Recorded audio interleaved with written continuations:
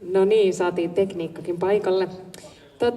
Tämän torstai-päivän viimeinen seminaariohjelman numero on tässä aivan näille näppäimille starttaamassa. Kyseessä on The Art of Managing the Artist Business -paneeli, jossa moderaattoreina Juha Koivisto, Topi Hanhela ja sitten panelisteina Andy English, joka nähtiin tuossa keynote-puheenvuorossa jo tuossa aiemmin, Virpi Immonen. Jori Hulkkonen on valitettavasti sairastunut eikä päässyt tänne paikalle, mutta häntä paikkaamassa on tänään Mikke Björklöf sekä Osku Ketola. Annan teille tästä puheenvuoron. Thank you. And maybe our splendid panelists can a little bit introduce themselves and tell a little bit about the career in the music business, and maybe we can start with our two world-class managers over here, and women, of course. First, Virpi, maybe you can introduce yourself. Hello, my name is Virpi Immonen. I work for Full Steam Management. I'm the CEO of the company. I've been working there now only for 2 years, but I've been doing this business for around 15 years. I have 2 acts with whom I work with. It's Michael Monroe and Von Herzen Brothers, what I do as my main work. But then also we have 5 people in the company and several acts, and we also do domestic management for domestic acts. So I'm quite a lot consulting and helping other managers and our team on everything what we do in the company. But I do mainly international business. That's my kind of like my hardcore thing, and I've been touring and traveling all over the world for the past 15 years around. Nowadays, less and less touring. I think I'm getting old enough not to tour anymore. Or then tired enough not to tour anymore. But that's basically what I do. I started, my real profession is actually feature film sound designer. But I've only done that work for around 3 to 5 months. I did 1 long movie, and that was it. And I started my career as recording engineer at the recording studio. I was one of the first females actually working at the recording studio, and also working at the rock and metal side on the commercial recording studio. And after that, I've been basically going through every single aspect and part of the music business. I became the CEO of the small label and recording studio when I was 23. I didn't even know what being a CEO means. I remember when the chairman of the board was asking me that would you be the CEO of the company, I called my father and I asked him that what it actually means to be a CEO and should I take it? And my dad just said that go for it. And after that I opened my own company where I had booking agency, merchandise, label, publishing and management. And I've basically learned every single thing from the scratch. I didn't know how to run the label, I didn't know how to run the merchandise company, how to run booking agency or anything. So I've basically learned every single thing what I do just over the years and with my experience with the bands and with the company as well. And I think that that's maybe my biggest lesson have been just running my company and running all these different companies inside it. So I actually have perspective and I know how it works. I know the financial side behind it. I know the budgets. I know what it means to run the label. I know what it means to run the recording studio. What aspects do you have to think when you make budgets for different things? And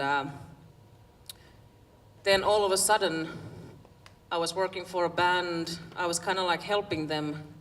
And one day they just came to me and said that basically you are doing everything what manager is doing, so maybe we should call you our manager. And it was like that, oh, kind of like the same thing what happened with my CEO thing. I didn't have a clue what it means to be a manager. I just said that, okay, fine. If I do everything what managers do, then I am a manager. I'm your manager then. And that's how it started. And now I've been doing it more or less as a full-day job for around 10 years. And you did mention that 7 days a week. Well, pretty much it is 24/7, 365. There's no I don't know if there's any other way of doing it. And after that, Andy. I've got a similar story. I got started in 1990 when the dance scene was blowing up in Scotland. I became a DJ and started running raves and club nights and running buses around England and north of England and Scotland to raves. And I started managing bands by then and running little record labels. I moved to London in 1997 and continued managing bands there and running little record labels. And then I got about, what did I do then? I stopped managing bands about 1999. I just hated it. I got sick of it. And I stopped. So I then got in the live industry, which was what always really interested me in the first place. Somebody who came from the clubs anyway. And I set up a small venue in London with a friend of mine, which was 275 capacity. And I had this arrogant and naive idea that in the first year we would win the London Venue of the Year award, and in the second year we win the UK Venue of the Year award, and we did it both in 22 months, which just shows you how bad UK venues are when we can do it in 22 months and be the best venue in the country, because we were a customer service business. That's how I see myself. I'm in customers. I sell things. I sell my artist to I sold him to his label and to his publisher and to his booking agent, and now he sells things. He sells gig tickets, he sells merchandise, he sells records. Well, not so many records, but he sells things. And I'm in customer service, and I just happened to do it in the music business, and that's how I saw my venue. We sold alcohol and we sold tickets, and we had to look after the customers, which were, of course, the bands also. And so partly because of our customer service ethics, and that's pretty much why we won the award. Anyway, I got a bit bored of that, and I went to Norway in 2005 and fell in love with Norway for different reasons. I then ended up booking what was at the time their biggest and oldest festival called Quart Festival, which I then destroyed that year. Well, not just me, it's a long story. It was dead the year before, and they brought me in to save it, and it couldn't be saved, so it died again. And somebody else bought it the next year, and it died again. And he went to jail. Well, I didn't go to jail, but he went to jail. And then, otherwise, I went back to London, cracked on with the venue again, and then finally I became a tour manager for a band called Savages in 2000. And we shut the venue. I didn't know why I was in London. I left. I went to Brussels to attempt a relationship. Complete disaster, but that's okay. And then I became a tour manager, and since then I haven't lived anywhere. I haven't got a home. I gave it up, and I pretty much gave all my belongings away. I've got 2 bags that I live with now, and so today I live here, and tomorrow I'll be back in Dublin, I think, for 2 nights. And anyway, finally I now manage one artist. I got back into management because I found somebody who I loved. And I now manage one solo artist called East India Youth, and he's currently signed to XL Recordings, which is, I guess, part of the biggest independent label group in the world, Beggars Music. Beggars is the Beggars group, sorry. And he's doing pretty well. He's got a worldwide record deal, and everyone likes him. And we hope to come play in Finland this summertime, and somebody will book us. And that's about it. Who's next? Okay, and we have here as well 2, in my opinion, world-class artists. Maybe we can start with Mikke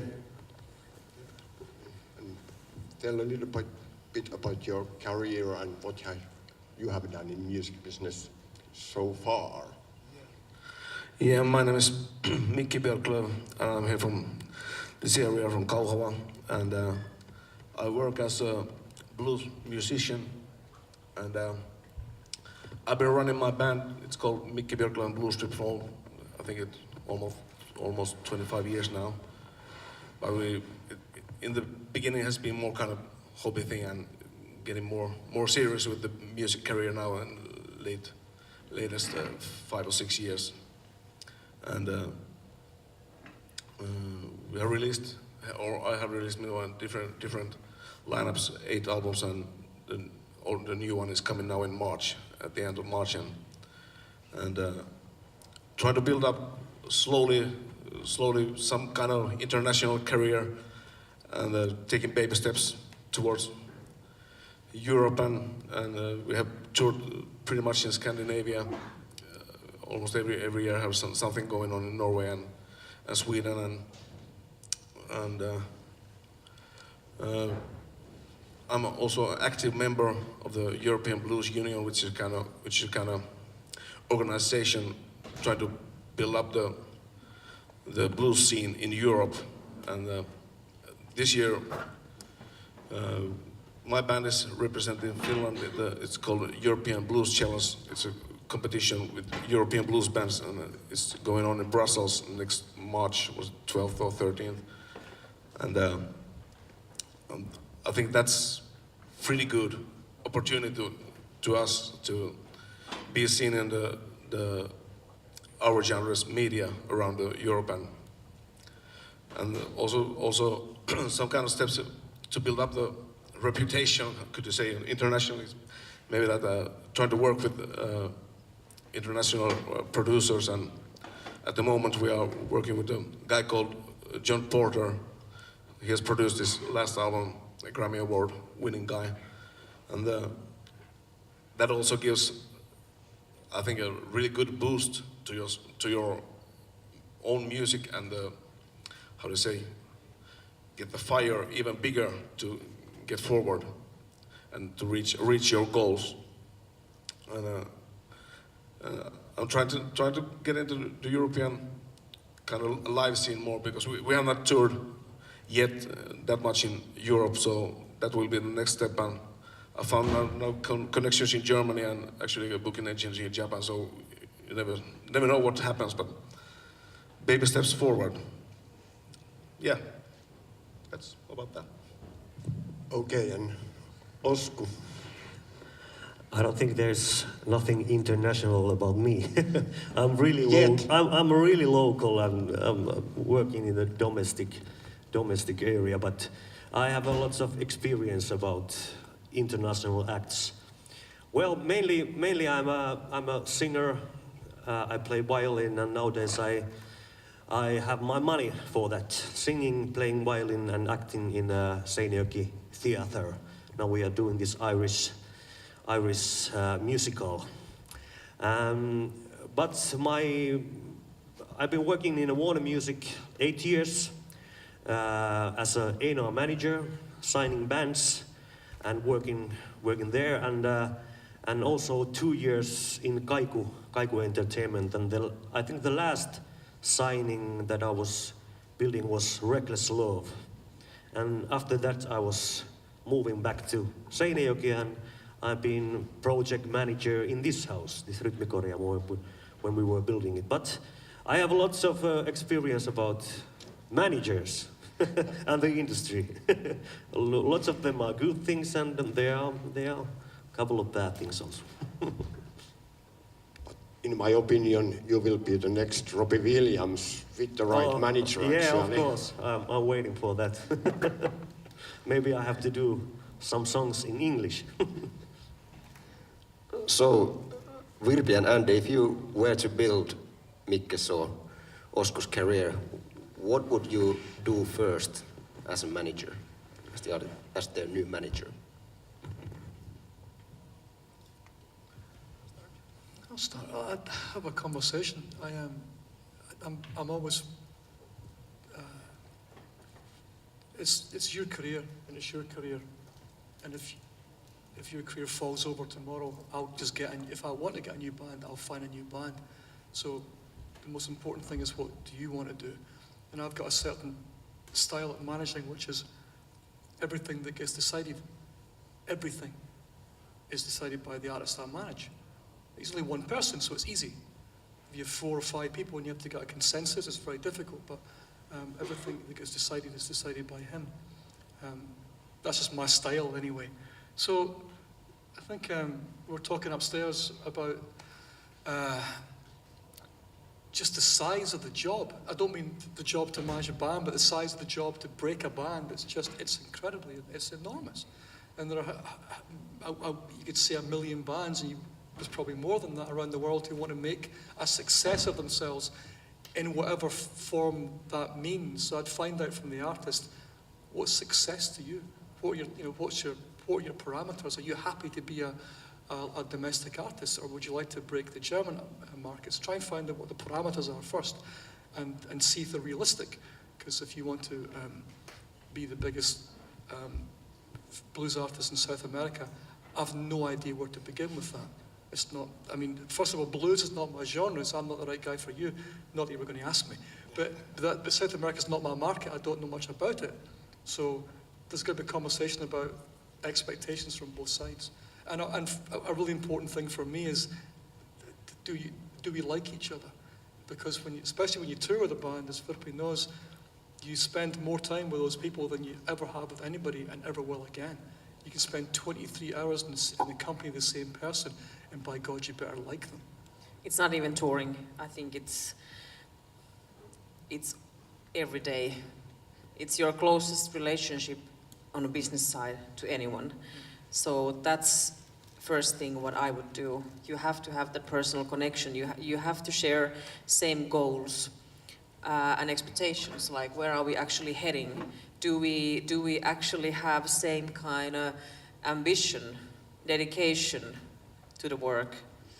And then I would start thinking with you guys like that. What is your main market? What is the starting point if we want to build up international career? Because there's especially on these kind of genres like blues and rock and metal, there's no like one-hit wonders, or like hardly anyone can do or break anything worldwide. So I would start with your main goal and your strongest market. We need to build up a team for you guys, what works for the band and works for me, because I'm nothing without the team. I need to have the team around me, people who work for me, people who actually have the same ambition what I have for you guys. That would be my starting point. And you mentioned the relationship. It's like any relationship. If you have a girlfriend or a boyfriend who wants to go out every night, and you don't want to go out every night, you're not going to last very long. So you both have to have the same expectations and the same goal and the same drive. But if you're going to wake up in the morning as a manager and have to deal with all sorts of hopefully just business shit, you better hope you like the artist, because you're going to have to want to deal with those things. Otherwise, you're doing it for money, and for me, well, you're in the wrong business, first of all. But more importantly for me, it's not why I do business. I do it because I love to do it, and I hope that I'll one day make money out of that. But if I never do, then I've spent 42 years making no money, and I can probably go another 42 years making no money, so I'm okay with that. Yeah, I actually call it a business marriage. What management is, it's exactly the same thing. You need same aspects and same things what you have on relationship or marriage. You need to have that same trust in between you and your artist, same goals, and you also share everything in everyday life, all good and bad things. It's very, very personal, very personal. It's marriage. Yeah, I thought last week. I thought, the guy I manage is 24 years old, and I'm 42, so I'll die first. And I thought, maybe he might speak at my funeral.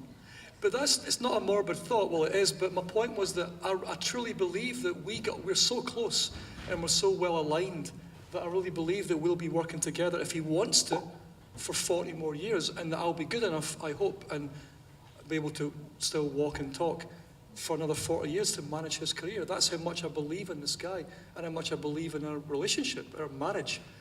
It's as close as I'll ever get to a marriage, so I'm going to work very hard in making sure it's right. So you have to marry someone, I guess, is the answer to the question, effectively. Okay. How about the economics nowadays?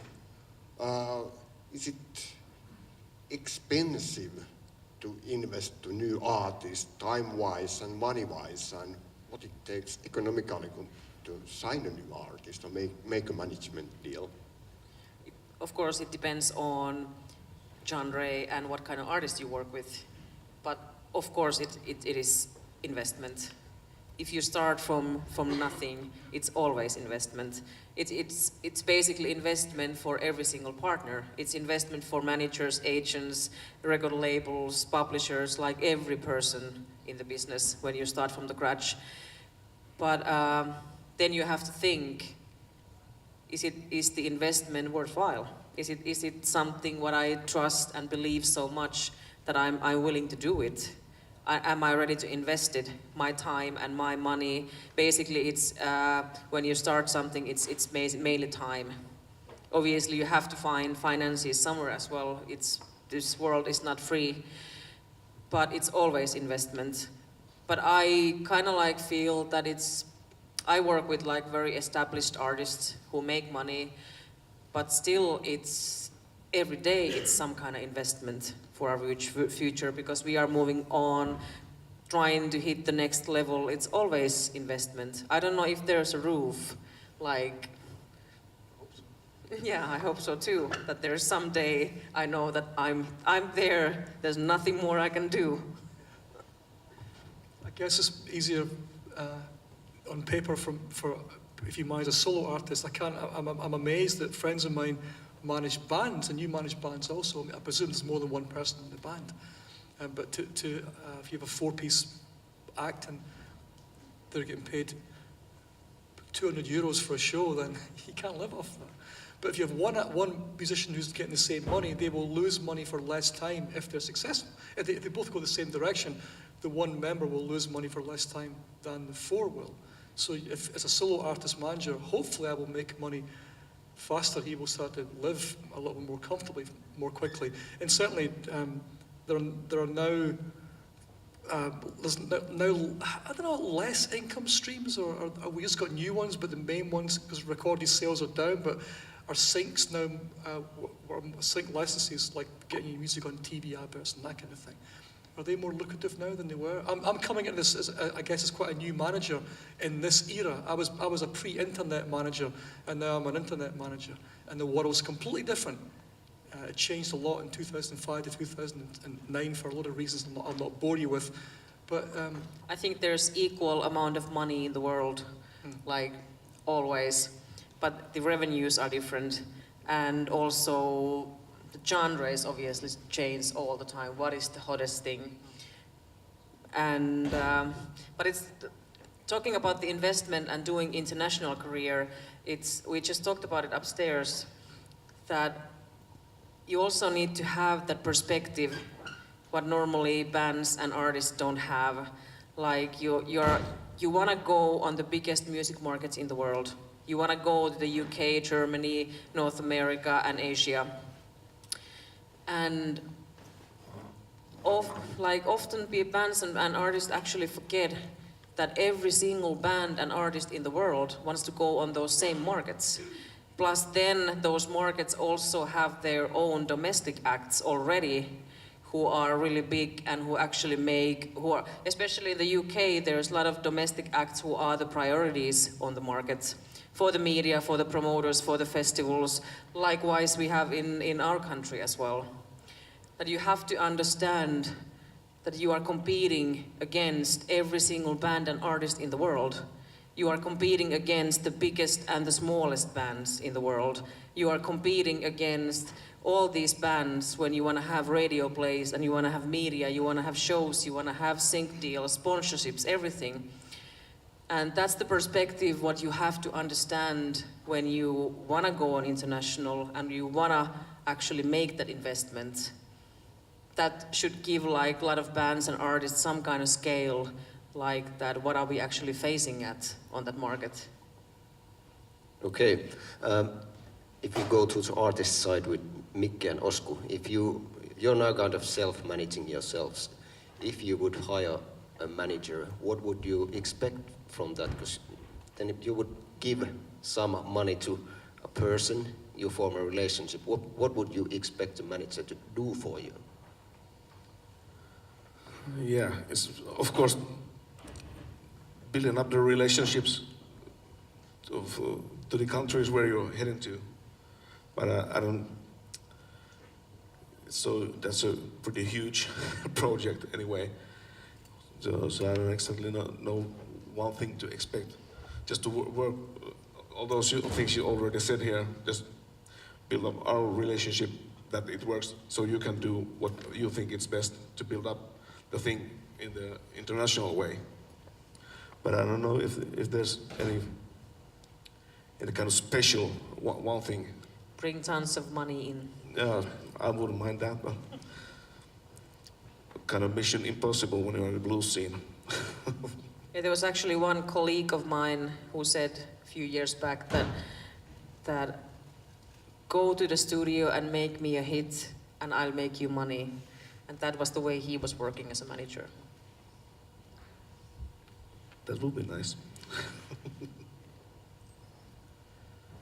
Yeah, I've been always thinking that artists should concentrate on making music and the art, and I think when I was working in Warner Music, it was even I love the bands, I still could be not so emotional, and I have the strategy and some kind of logic that what is the next thing that we should do. And I also think when I'm doing my own music, I'm really blind for the things that I should do. I think the manager, or is it the A&R manager or gig agent, should always lead the artist and also say no many times that if you are doing bad choices, that I think that is not wise to do, and we have to make these kind of steps to go further. Because even in Warner Music, there was a lot of fights with the artists that they really want to do something, and we were saying them then that is not wise, that we have to still wait. Don't use that card yet. I think that would be the best thing for a manager, just to lead the singer or the band on the right direction and make the right choices. That actually reminds me of something what I've noticed over the years, that there's a lot of like new and upcoming bands and who wants to build up their international career immediately. And a lot of times I believe that the bands are not actually ready for the international career yet. That their package is kind of like not together yet. That there should be like, I think that there, at that point, most of the bands don't have managers, but if they have A&R or labels or someone behind them, they should really think what is the point, like when we will open the international market. The band, you have to understand the competition over there, how good you have to be able to do anything on international markets. And also I think, for just what Oscar said, so one of the most important thing is that we could just concentrate in the music, and not hassle around with booking gigs and build the media connections and that kind of stuff. I think that's the kind of way and what I would most expect from a manager. So I could just concentrate on the music myself, and the practical things would come from manager. I think that it was same thing when I was working A&R manager, because usually the bands they really want to book the studio like right away, and my job was to focus on the songs, that these songs are not ready yet. We have to arrange it again or change the lyrics or do something, but the band is always having like a hurry that let's release something and let's go there, and even the songs are not ready. I think it's a small scale type of thing in A&R manager work, and then what the manager is doing with the bands, just building up the steps that you should take, not to hurry. Maybe. You mentioned the team before, Rytmi. It's, I think I'm a little different in how I manage in that, well, I've got one guy to talk to, but if he wants to do something and I agree with it, but it's my job to get people out of the way so it can happen, or to get them working with us so it can happen. And he occasionally says things that don't make any sense. I say, here's why you shouldn't do this. This is a very clear reason why you shouldn't do this. And he trusts me, otherwise we wouldn't be working together. But if he feels very strongly that he should do it, because I'm no, I've got expertise, but I'm an expert. Everyone's different. Every situation is different. There are things that are very obvious, like if you haven't got a domestic career, don't go to South by Southwest. You're not ready for it, as a very simple example.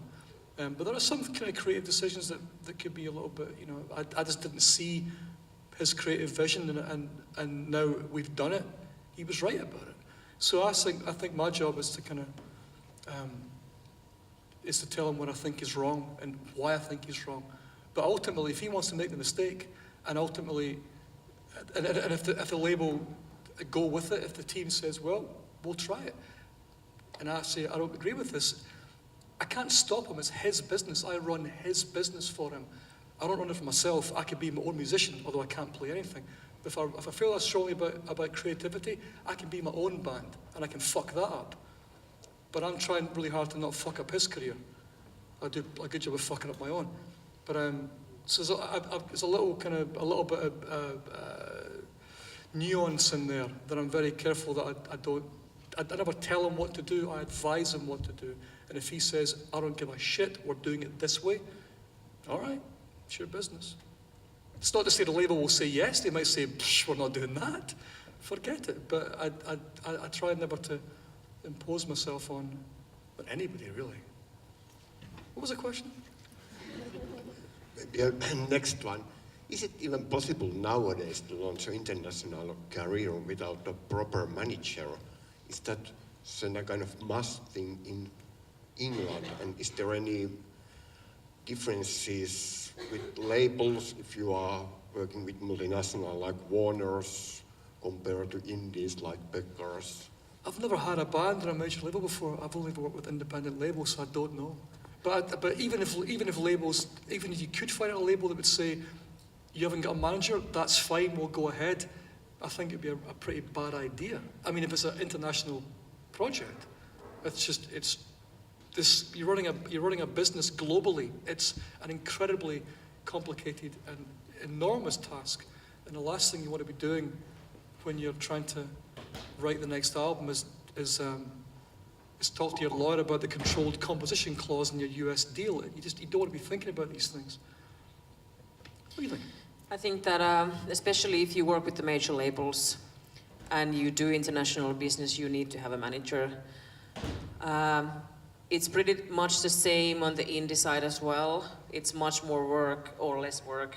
It depends on the company, but especially in the major label world, it's kind of essential to have a manager or somebody who works for you.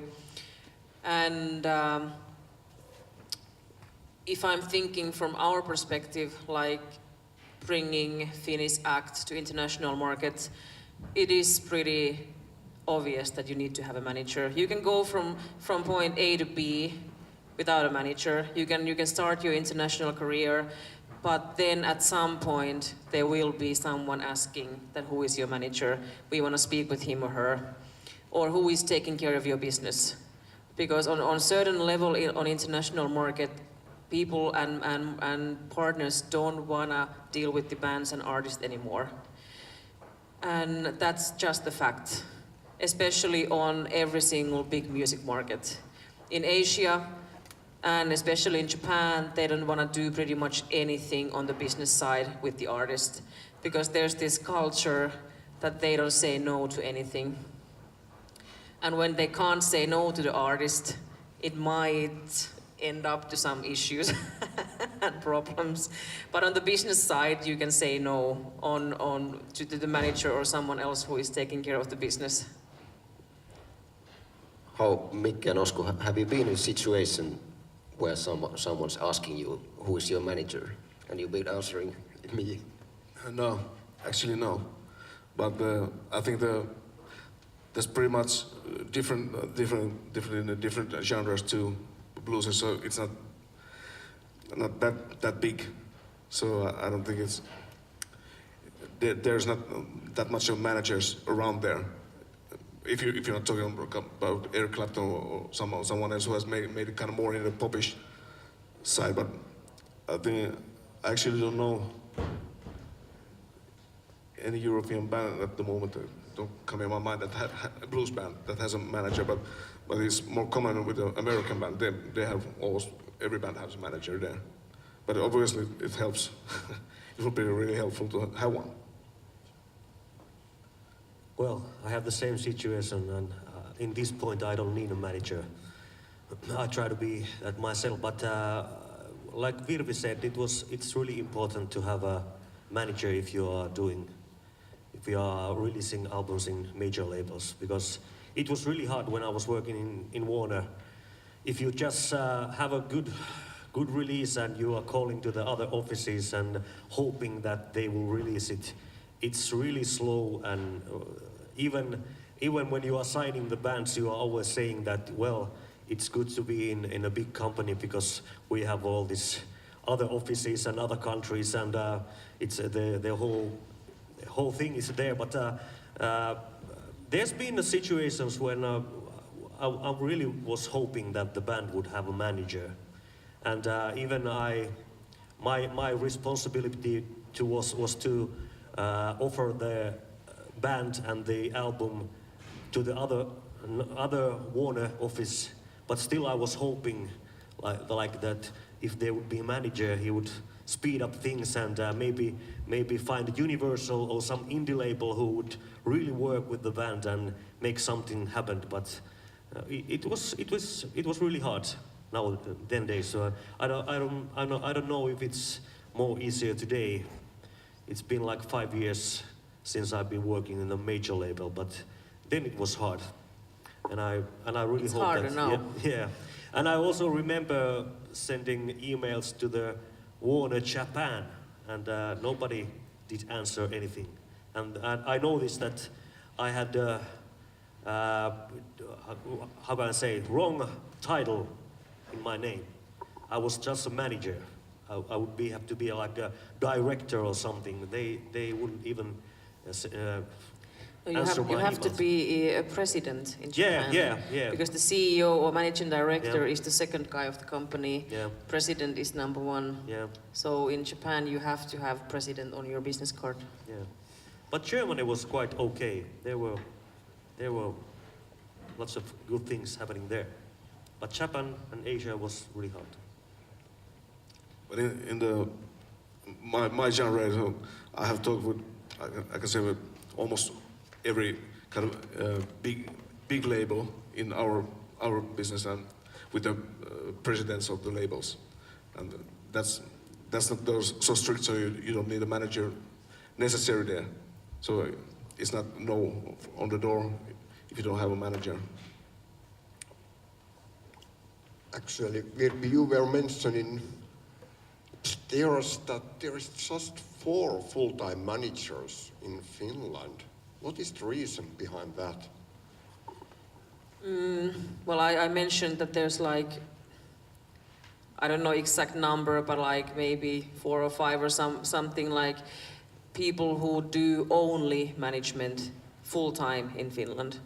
There's like a lot of managers in Finland, but they do also bookings and other stuff beside. But I think that we haven't had the need for it. That must be the only reason, because I think the need for the managers has become through the whole music industry actually becoming better, and we have much more international careers. Maybe when we opened the music export office in Finland, we actually started to do like professional music export in Finland as well. It's funny thing, because in every single music market, normally the first person the band will hire is a manager. And then the managers will start looking for partners and team around the band. But in Finland it has been other way around. The bands themselves, they have been looking for partners and labels and team to work for them. And only like within, I don't know when, within 5, 10 past years, we've actually like reached a point that we all realize that we do need the managers in the country. And that has become through the music industry. But it's kind of like in such a small market like Finland, it's pretty hard because we are facing mostly the financial issues. We have a lot of potential, we have a lot of new upcoming acts, and we only have a few managers who are working full time. And then we are facing the finances. Like that how I could sign 3 new upcoming acts, and that would mean that I would need to invest for the rest 3 to 5 years for building up their career. I need to invest financially and time-wise. So I'm not able to do it. And maybe the band actually can't even afford to hire me.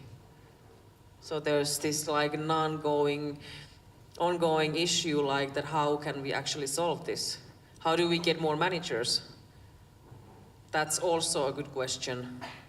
Like, I love the fact that there's actually now education, like here in Seinäjoki and a few other places, for managers who can actually like encourage and like get more young people to actually know about this profession and maybe get into it.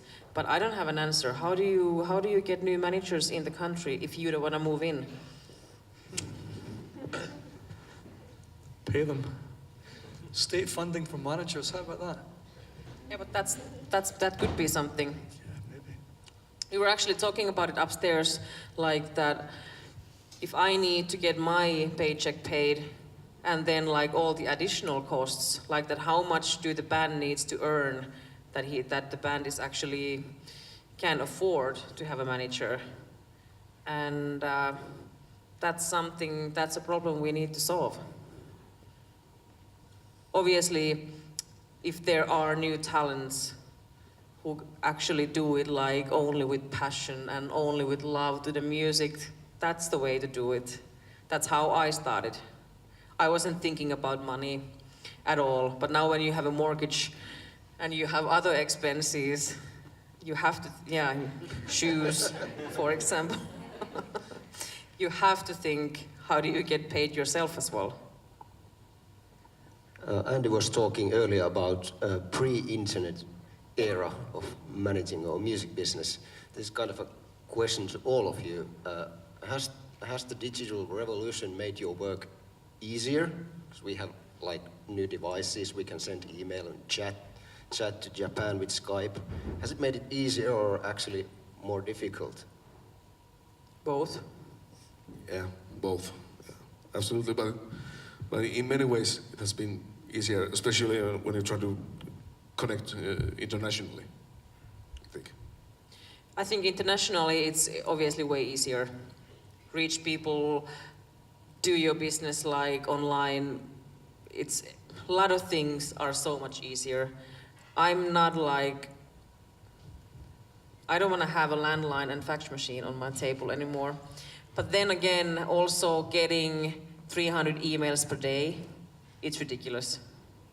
And then also the time and like when people actually expect you to get back to them immediately. If you haven't replied to your emails within an hour, there's another email waiting for you that, excuse me, I just emailed you, or text or call asking like that, did you saw my email already?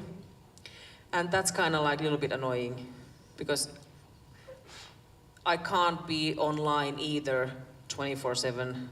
I can do 20 hours per day or so, but not 24/7. You're working 7 days a week, but not 24 hours. Yeah, when you start working globally, the Japanese wake up and then the West Coast of America wakes up and suddenly your day is all day long. It's tiring. There's a good thing though about the internet that came along for new managers, and even for people like me who are not new but new recently, or have kind of come back to it. You can take your time and find out answers for things. Because in the old days, they would phone you, hey Andy, what about this? And you go, shit, I don't know what this is. Just kind of pretend the phone went dead until you phoned your friend in London. I've been asked this question by this guy, I don't know what the hell the answer is. But with email, you can just not answer it for a while, go and search it online, do a bit of check Wikipedia and about that clause and that kind of contract, and come back like an expert.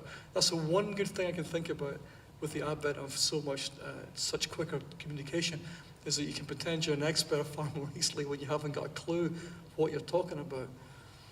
That's about the best I can say about it, though.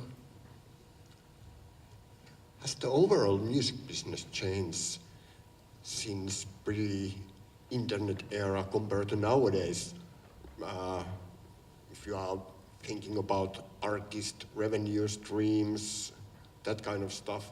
I think in the past, artist income was based on record deals, publishing. Nowadays, I think the live side is much more important than it used to be. It's also got more I quite like that part, because it's got more professional now. Like, I get really bored of you come to these events, and there's not like people who are far older than me. So you get some old school manager, back in the days, we used to drive a Rolls Royce into a swimming pool, and how they used to trash things and smash up venues. But nowadays, live music's far more important, so it's now far more professional. I mean, not in the UK. Well, it's not true. Below a certain capacity, it's not in the UK, but above a certain capacity, it's very, very good in the UK. But generally speaking, the live industry has become so important financially that it's become a better business to work in, I think. It's become a more professional business, and I like that about it. But certainly, when I got involved in, I know my artist, and I hope he will sell records, I hope he will create streams, but I don't base any of my plans on one record being sold for him. I mean, we're taking it at small steps. We've got the next single coming out, and if that works, then this will happen, but I'm not thinking much beyond this right now. But I never really think about album sales at all. I just think about the things that I've got some kind of control over. I mean, you can argue I've got control over nothing, but his live career seems more tangible to me. It seems more lucrative. I mean, it is. When you play a show, you get the money. It's more instant, certainly. It helps your cash flow better. That's for sure. Yeah, we just agreed with Andy upstairs that England is the shittiest country to tour in the whole world. And still every single band wants to go and tour there. Just doesn't make any sense. But then again, we also talked that in England there's actually a global infra in the country. Every single media is in English. And a lot of the medias are also published worldwide. So it makes it actually worthwhile to go there, because if you break it in England, you can actually make it in the States, or you can make it in the other markets. Like, for example, in German market, the most of the media is in German. English people or Americans don't care of translating or reading the German papers or the medias. But then again, German people do care of reading English media, what is in English. Yeah, I'm amazed the NME still exists. It's a bullshit newspaper, and it's got 10,000 circulation now. It should be dead by now, but the label I've got my guy signed to we still talk about that newspaper because people know the name and they still think it's important. It's important to them maybe, but Jesus, it's terrible. But it's an influential newspaper with almost no one buying the thing. If you buy NME, you read it online, would you mind stopping doing that? There's way better publications than that. But I think the question was about finances.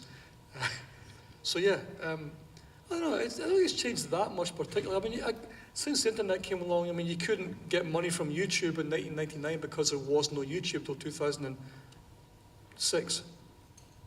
So that's new money. But that's also really funny about YouTube. When there's tons of bands or has been fighting against Spotify over the years, and still talking about it publicly, like how Spotify will steal their money and their career and like all the revenue. YouTube has been there for how many years?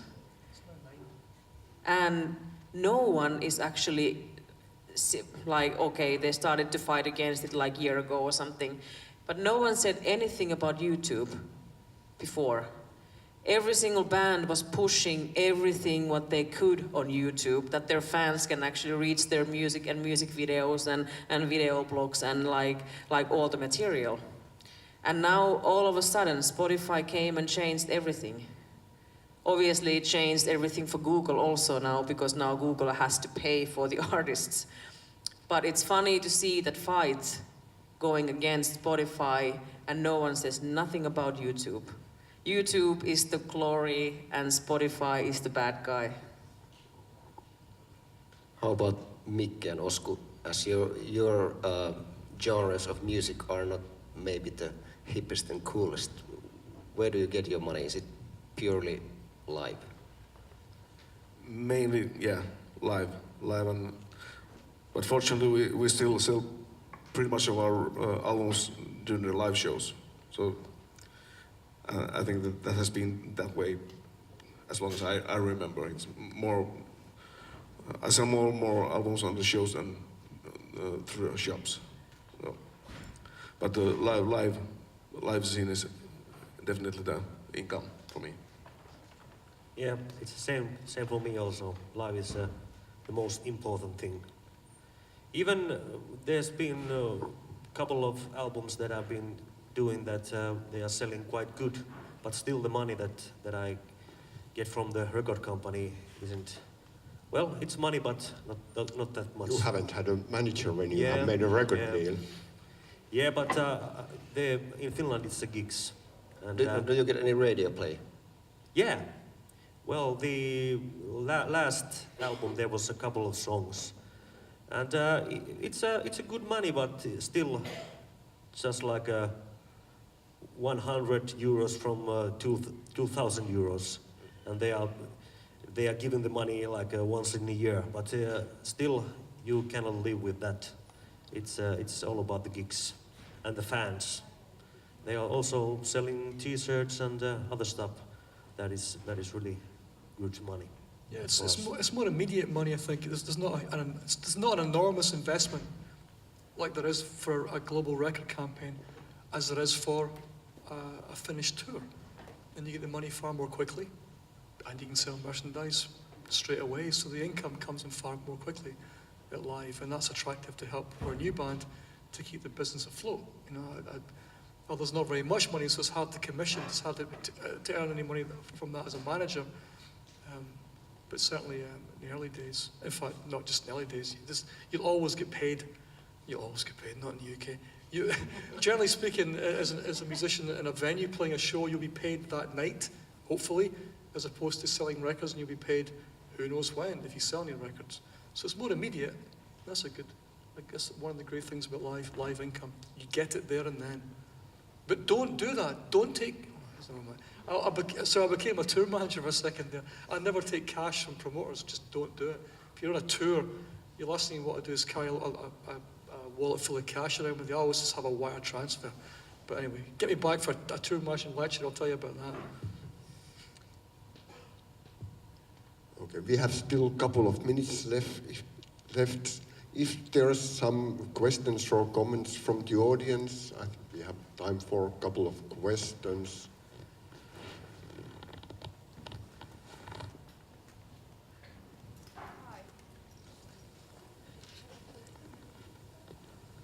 Hi, yeah, now. Hi, I'm a singer and a songwriter, Tiina Vaattavaara, and I've been a lot of this kind of seminars and where also the artists like me are trying to learn this business. And I wanted to ask you, because somehow it feels like I think I'm a really good singer, I'm a really good songwriter, but I really suck in everything we are talking here and what you are doing as your job. And it feels like to get help, I should first learn the business. And I feel like, how can I have this time? I would want to get better songwriter also. I'm good, but I want to be better.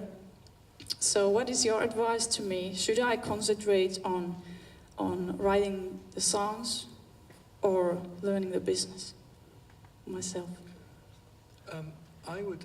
Is this thing slow? I would say both. By the way, I suck at singing and writing songs, so if that makes you feel any better. The history is littered with stories of bands getting ripped off by accountants and managers, and it terrifies me. And I've got an artist like this who says, "I don't want to know about the money. It's your money, and you'll know about the money whether you like it or not." And so, and I don't walk into the studio and say, "Hey, stop writing that song. We've got to discuss your finances." But I'll find a time and a place, once a week or once a month, where we go through things, and he understands what I'm spending money on and why I'm spending the money on it. So that's what I do. But my point would be that this will be your business. If you're successful, it's your business, which you'll give to somebody else to run. So if you want to do it this way, fine. If you want to say, "It's all yours, I don't want to know about it," that's fine if you trust the person who's managing you implicitly. But people aren't always completely honest. Maybe I'm cynical. But anyway, I think it's a smart thing for artists to know a bit about the business.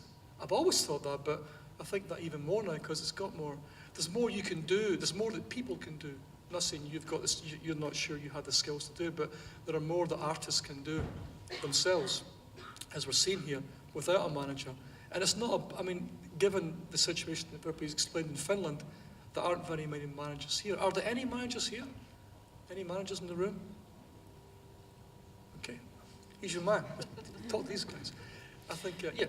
Yeah, but I can actually tell you that every single band or artist I've managed through my whole career, they've all sucked on the business side.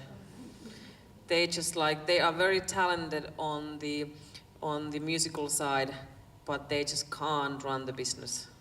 And but nowadays I would still tell you the same than Andy, that it's really clever for you to know about the business and learn about the business, so you know actually like where things stand. You can ask the questions. You know how the business rolls. I think it's really important nowadays for all the musicians.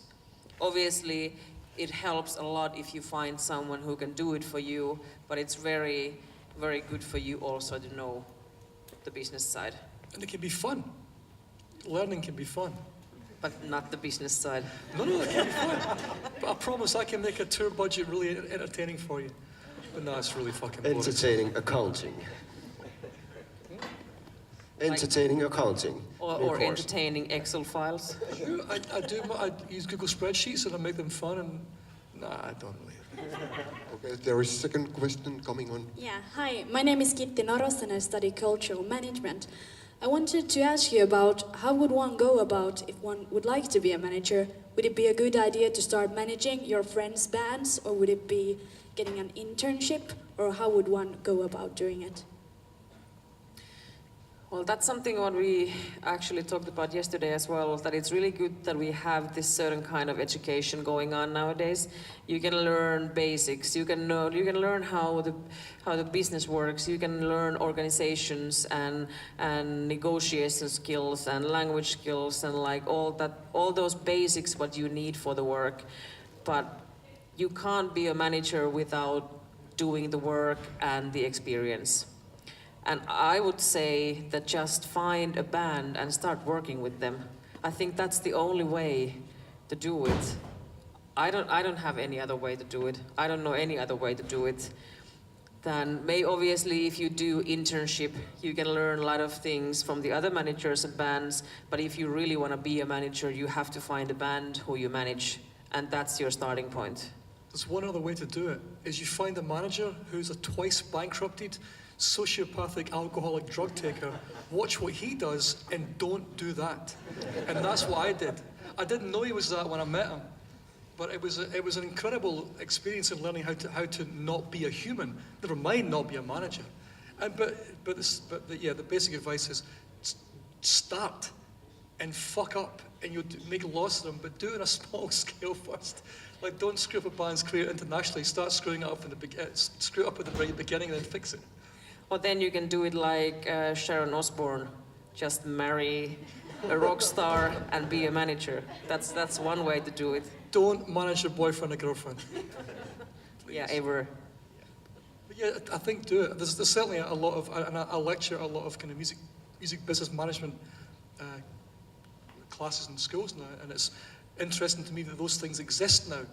They didn't when I was 17 in 1990. And I'm not saying I'm glad I learned that way, but it's the way I learned, and I'm happy I did. If I went to school and learned all the things at the beginning, I may have made less mistakes. But anyway, it's the way it worked out for me. But I think if you have the opportunity to learn in an academic manner, and then work with a band and see if you can apply some of what you've learned, as long as the band understands, and you're not trying to say, I've managed, I've managed a huge band which years ago. As long as you don't lie to the band, they know your limitations and you know theirs, then just try it. I mean, Jesus, the world is full of bad managers. All you've got to do is be better than them, and they're all useless. Well, not all of them, but most of them. It's like bands. There's so many bands, and most of them are terrible. There's very, very few that are any good. Same as managers. So just be better than the next guy or girl, I think. Which isn't that hard, I don't think. Don't be a dick as well. Please don't. We've got enough dick managers. Stop shouting at people, banging your fist on tables. Be nice to people. Smile. And you'll be unusual as well as a manager. Yeah, we made it. It's not that hard. Exactly, yeah. Jesus, yeah. Okay, unfortunately we are running out of time. I want to thank our excellent panelists over here, and hope that you will have an interesting career ahead you, and lots of hits and success. Same thing went with our excellent artist. Thanks. Thank you. Thank you.